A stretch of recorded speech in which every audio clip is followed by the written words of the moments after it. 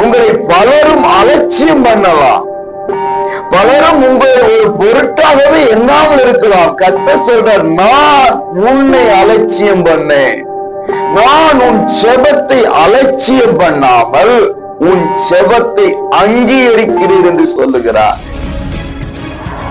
பிரியமான உறவுகளே, இயேசுவின் இன்ப நாமத்தில் மனதார வாழ்த்துக்கள்.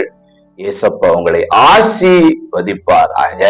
சங்கீதம் 102:16 திக்கற்றவர்களுடைய செபத்தை அலட்சியம் பண்ணாமல் அவர்கள் விண்ணப்பத்தை அங்கீகரிப்பார்.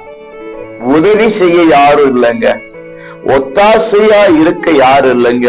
ஏன், என் பக்கத்தில் வந்து நின்றால் போதும், அப்படிப்பட்ட உறவுகள் இல்லைங்க. நன்மைகளுக்காக மட்டுமே தேடி வந்து நின்றாங்க. நன்மைகள் பெற்றுக்கொண்ட போது நன்றி மறந்தார்கள், என்னை மறந்தார்கள்.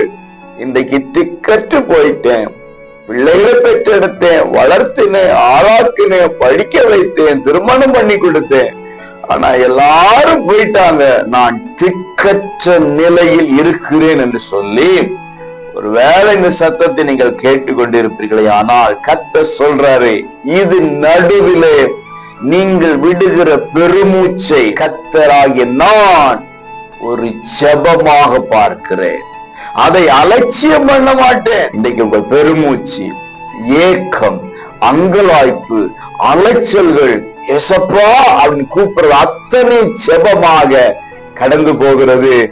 இயேசு அலட்சியம் பண்ண மாட்டார், அங்கீகரிக்கிறார். பிரதிபலனை இன்றைக்கே கொடுக்க போகிறார்.